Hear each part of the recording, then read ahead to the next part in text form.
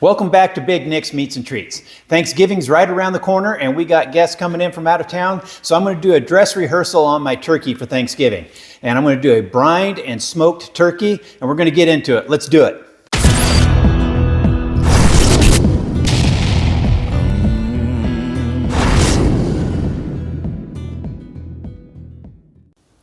All right, before we get into this, I want to talk a little bit about turkeys. Normally, I like that 15, 16, 17 pound range.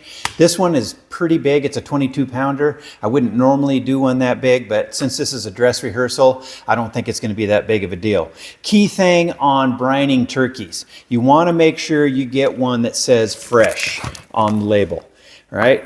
The fresh turkeys are not in a brine. All right, if you get one that doesn't say fresh on it, it's already in a brine solution. So you don't want to brine a turkey that's already brined. So make sure you start off with a fresh one. So I'm going to get this thing out of the package. We're going to get it all spatchcocked up and get going. Okay, I got the turkey out of the package. A couple things you need to do. Make sure you take these silly plastic things that they control the legs with out. If they have one of those cheesy meat thermometers, take that out. And now I'm going to spatchcock it. So what I did is I turned the turkey upside down and I'm going to cut off all this loose skin that's on here because we're not going to need it. If you got the gizzards in here, go ahead and pull those out. You can use them for gravy or whatever you want to do. And then to spatchcock this, I'm going to go right down both sides of the backbone. And you're going to need a good pair of kitchen shears to do that, because these turkeys have some serious rib bones. And this is going to sound pretty graphic when you're doing it. But it's going to take both hands and just work your way down both sides of the backbone here. And this is going to allow us to put the turkey on the grill and keep it flatter on the grill so it cooks more evenly. So I'm going to work on this for a couple minutes. We'll get her spatchcocked and I'll get back to you in a second. Okay, I got it all spatchcocked out. Now what you need to do is flip it back over, breast side up, and then you need to put all of your weight right on the top of the breastbone here and do a nice push down, and you'll hear that breastbone break, and that will allow the turkey to lay flat, the thighs out, the legs out, and everything is nice and flat. So now our turkey is ready to go in the brine. Let's get that brine mixed up. Okay, I got all my brine together in this pot here. You're going to need a big pot because it's about 2.5 gallons of liquid. So make sure you have a good pot. Take a look in here. I got a bunch of ingredients in here and I will list them right here up on the screen behind me so you can see what they are. You got to put it in a pot here and you want to bring it to a boil and let it simmer for a little bit, and you want that salt and brown sugar to dissolve. So you're going to have to get this hot, and then you have to let it completely cool before you put it on top of the turkey. So make sure it's completely cool before you put it back on top of the turkey. One of the other recipes that I want you guys to take a look at, and probably the most requested recipe that I have at Thanksgiving, is the apple cranberry sauce I do. And I'll put a link right up here that you guys can click on it. It's the most requested recipe. I'm going to finish letting this brine get hot, and then we'll put it in the bucket on top of the turkey. We'll see you in a bit. Well, I'm ready to put the brine over the top of the turkey. It's all cooled and ready to go. But before I do that, I want to talk a little bit about the whole purpose of brining. You're probably asking yourself, why do I want to go to this much trouble to brine a turkey on Thanksgiving when I can just throw the thing in the oven or throw it in the smoker and call it good?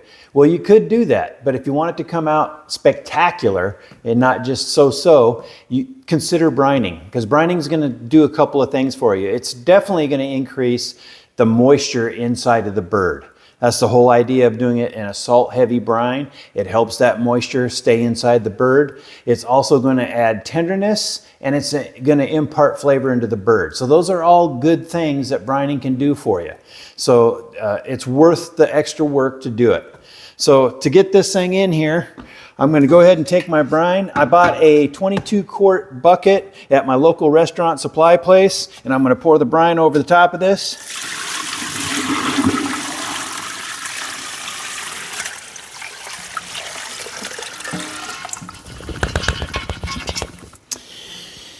I'm going to put the lid on it, and now I'm going to put this in the refrigerator, and I'm going to keep that there for 12 to 16 hours.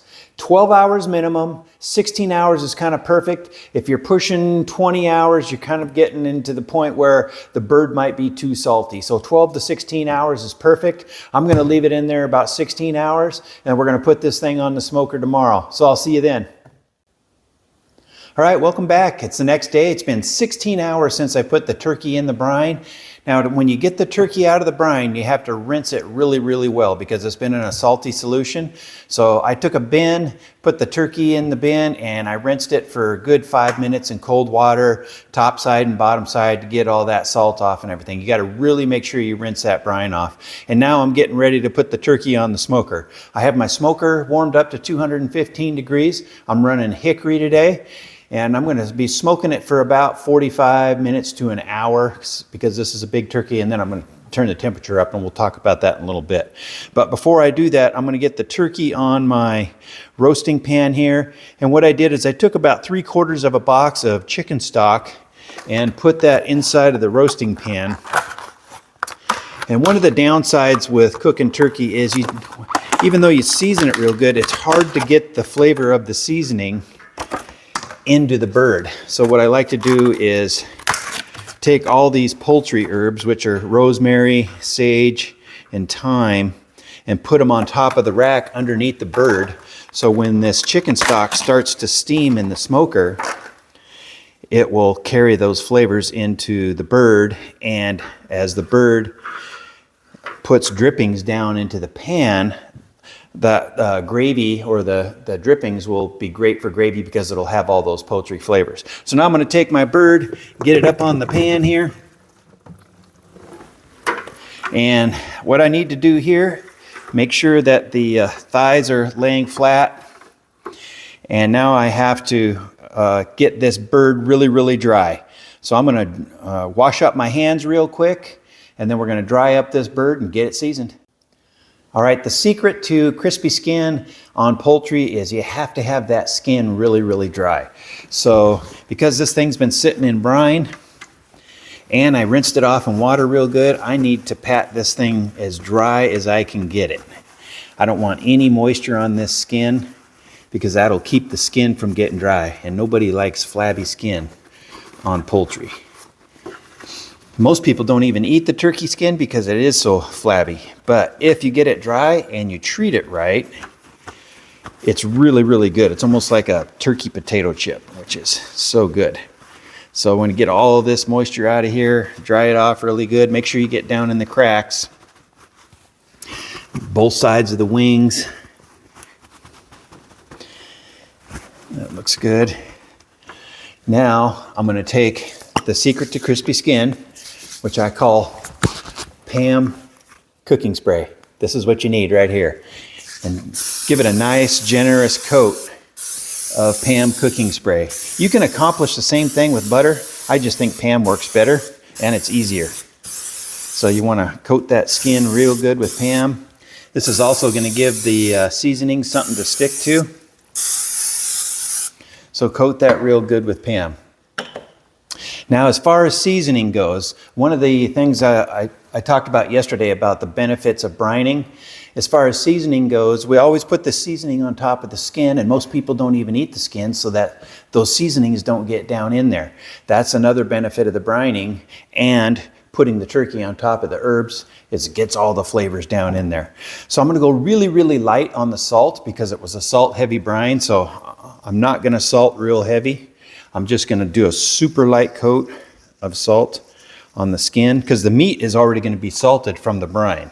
So this is just basically for the skin. So I'm not going to get too carried away. And then black pepper,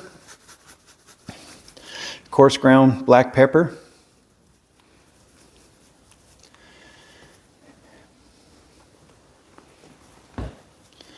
And then we all like those traditional flavors. Poultry, rosemary, and sage.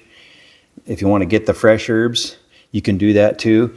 I've done it before where you take those fresh herbs, grind them up in a food processor, and put those on top of the skin, and they work good. Today I'm just going to use dried ones because I'm just doing a dress rehearsal. So now I'm going to take some dried thyme, put that on the skin.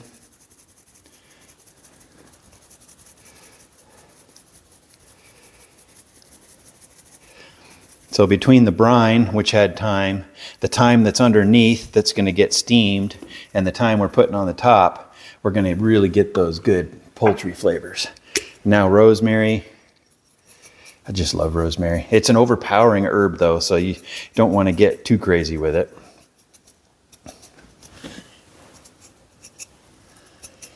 You've got to make sure I treat the wings here because the commander likes the wings. So I want to make sure we pay attention to those. Got to keep the commander happy.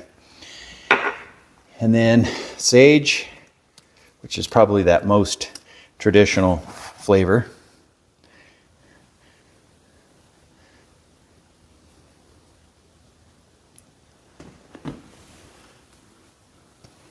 Ooh, it smells so good already. It's not even cooked.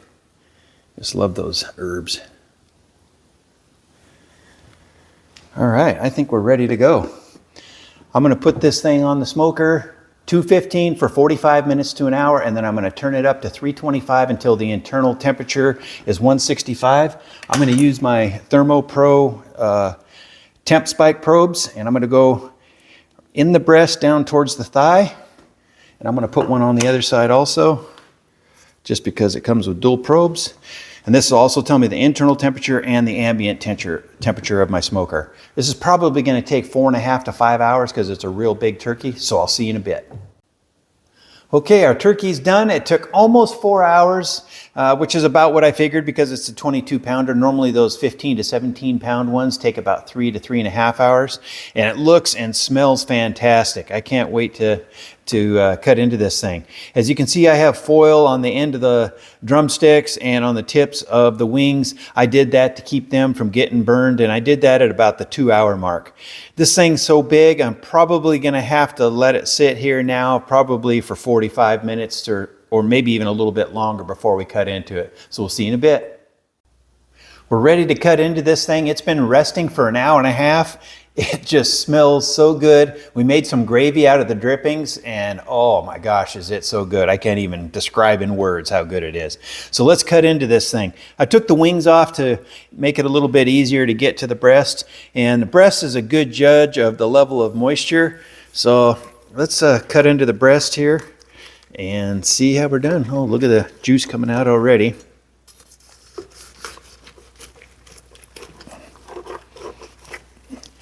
Cut into that.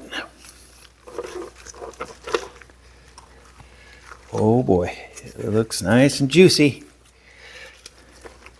So if I pull that back, you can just see the level of moisture in the breast meat. And this is still really hot for an hour and a half rest. You got to really make sure that you rest it for a good amount of time.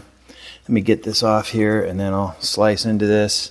Yeah, look at the juice in the breast. All this is real nice and wet. I'm gonna cut into it. Take a couple slices off here.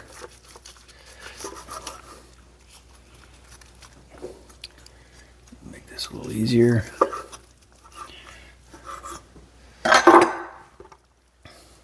Yeah, you can see the level of the moisture in the breast. I mean, it is a lot of moisture. Just really, really good. Let's take a taste of this thing.